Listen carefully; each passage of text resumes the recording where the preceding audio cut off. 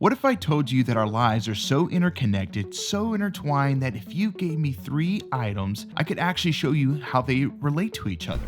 In a way, that's what journalism is all about, connecting the dots. Well, what if we put that theory to the test, that pretty much any and everything in some way, shape, or form is connected to each other? My name is Cody Broadway, and this is Connect the Dots, where we find out how 3 unrelated items are actually connected. Step 1 is printing and drawing the items. 30 random topics and objects, from soap to scams to summer camps. And of course, I can't tell you the last time I printed anything. So long ago that I forgot to replace the cartridge. So after a quick run to the store and $50 later, I'm ready to print the list and get started. Finally, the list is printed, the bowls are laid out, and the strips of paper are cut. I'm going to put the names of random items in these bowls and draw from each at random to find out how they connect. So in this, I have names of objects, names of events, and names of issues. So let's draw and see what I can get. First up, objects, name of objects. Shuffle this around, and light bulb. I think of morning, I think of, for some reason, Friday Night Football. I think of just light bulbs in general. All right, let's see. Events. Concert. I think of my youth, festivals, and friends. So concert and light bulbs, that it is actually kind of goes hand in hand. So those two I'm happy with. Let's see what else we have. I'm nervous about this one. Food deserts.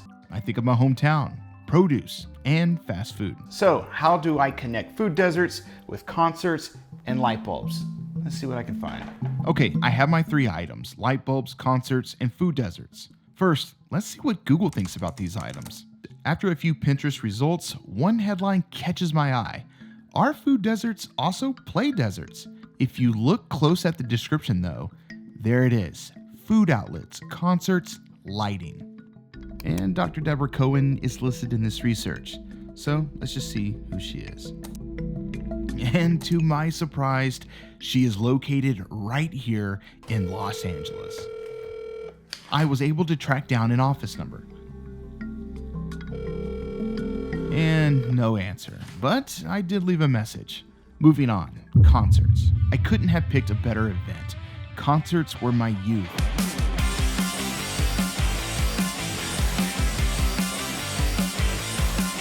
From festivals to small bars, live music is what has made me who I am today. Right away, I know just who to call for this one. Thank you for chatting. How are things going? Things are going good. Just busy day, man. My best friend, Bobby Schuyler. Bobby and I met in high school. He was an amazing, talented musician, and I was just a dreamer wishing I knew how to play. Since high school, Bobby has toured around the country playing festivals and bars of all kinds. He's seen the challenges of what it takes to be a traveling musician. A lot of people say it's paying your dues as a musician. I think that's what I see it is. When you're a small band, you have to sacrifice things. You sacrifice it for the love of doing it and getting to be on stage and play music. And one of those sacrifices was food. The band would purposely book hotels with free breakfast or just go hungry. Bigger shows would result in a food budget of $10 a member per day, while smaller shows, well, it was just for the love of playing. When we were a much smaller band, we didn't have a say or a choice of what we wanted to eat. Like the bar would just give us food and it'd be like cheeseburgers and fries or something. Has that impacted you any in your career of playing? I mean, have you seen me? Oh my God. A food desert is described as an area in which it's difficult to buy affordable or good quality fresh food, and many of the towns and even venues fit that category. You're driving 3 or 4 hours to remote, little towns sometimes, and especially if you're playing like a festival in a little town, like once you're there, and you're not going anywhere. Like you're kind of trapped in that festival, like because you bring this big van and trailer, you can't just be like leaving and driving around constantly. So like you're stuck there, and like whatever they have is what you're having. So far, it seems that there could be a strong connection between food deserts and concerts. Cool, man. All right, take care. Bye. Bye. All right, so just got off the phone with Dr. Conan, and we are scheduled for an interview in a few days. And I just finished up with Bobby, and I'm just kind of blown away because I've never really thought of behind the scenes. I've always been fascinated of what is happening on stage, and I didn't realize that, living on a $10 a day budget really makes it challenging, especially on the go without fast food. Makes it hard to find something healthy. With still more questions regarding food, concerts, and lights, I reached out to a family friend, someone that I can just listen to all day, Chuck Rude. Well, hello, Cody. Chuck, how's it going? Well, pretty good. I hope you don't mind. We're out in my shop. We all know someone in life that has amazing life experiences and has a story for just about everything. And as soon as I mentioned, when you hear those three, what comes to mind? Well, I actually think of food and concerts together, which back in the day, they did a concert called Farm Aid. He had an answer right away.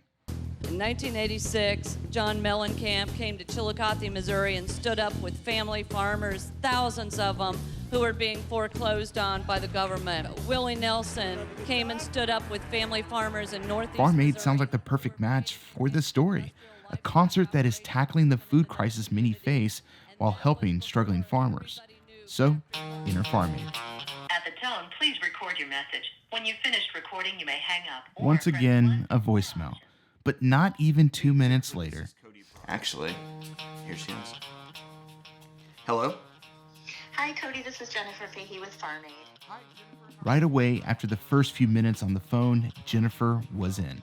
I love riddles. I'm a big Wordle fan and do all the word puzzles first thing in the morning. And this morning, after doing those, I was like, okay, what could be some possible connections? So I have some ideas. So we decided to move the conversation over to a quick Zoom call. I was thinking about it as a riddle.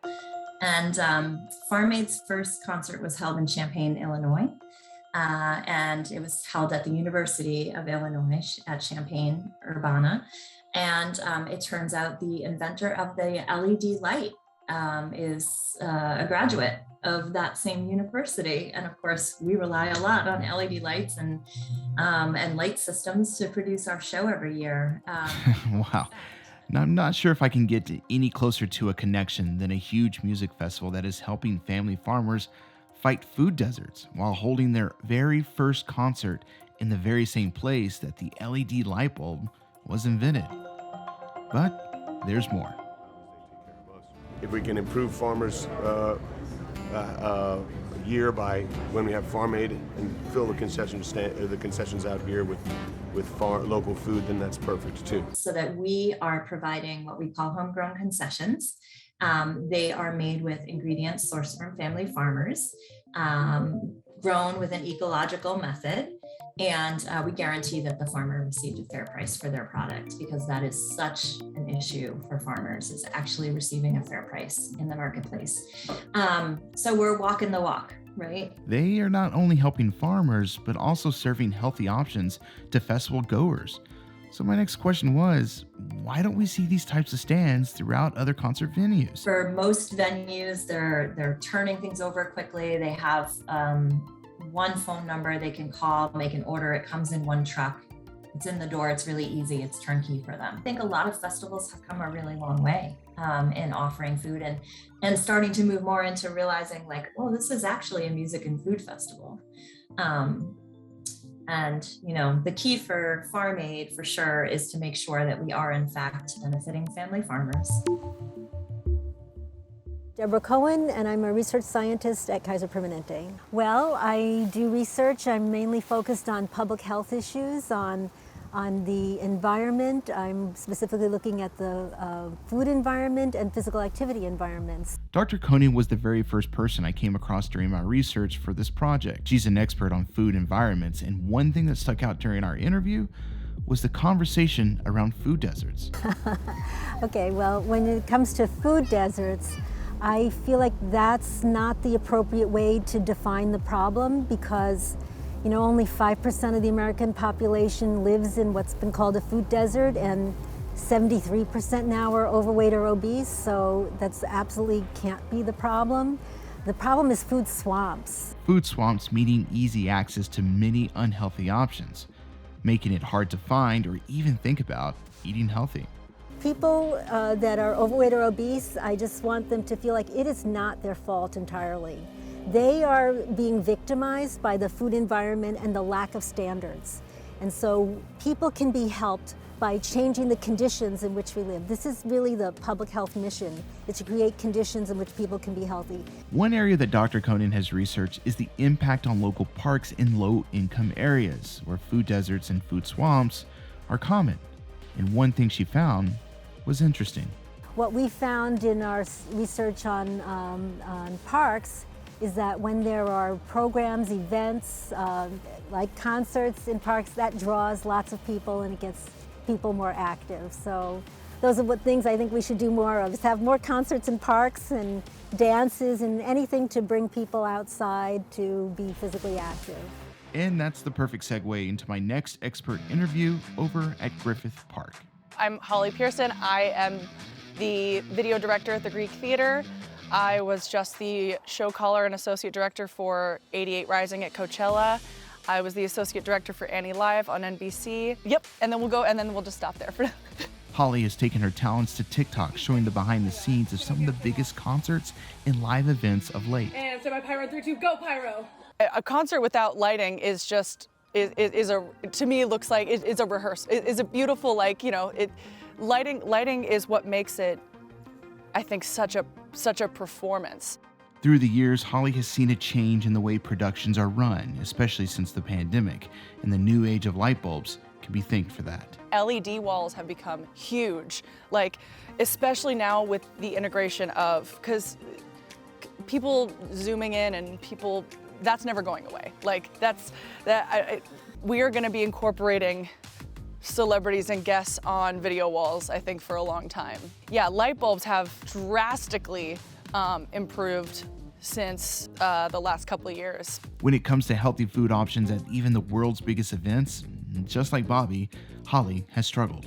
You are at when you're on location, meaning if you're staying at if a production is flying you out somewhere and you're staying at a hotel with a crew and they're putting you somewhere, you are at the mercy of the food around you. If you're living off of snacks and fast food and 7-Elevens. So what I have discovered is no matter if you're playing in a small bar in downtown San Angelo, Texas, or have taken your talents behind the scenes in one of the biggest events of Coachella, food deserts and concerts really go hand in hand. And for Holly, finding healthy options behind the scenes at events is a challenge. I don't know if I've ever seen gluten-free or vegetable option. I wonder if it's a money, I think it always comes down to money.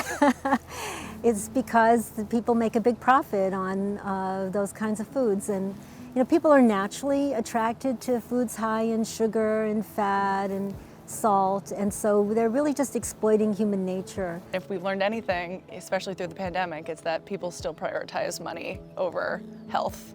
And not only do light bulbs make concerts visible to us, but they can also play a part in making food swamps more vibrant when it comes to food deserts. I think lights may be one of the most important parts next to sound, just because if you put on a good show and you have great lighting, you've been to a concert, it makes you kind of feel something. It's like, whoa, it's like something else that you get to experience. It makes it an experience. Anyway, those are the connections I found. What links can you find?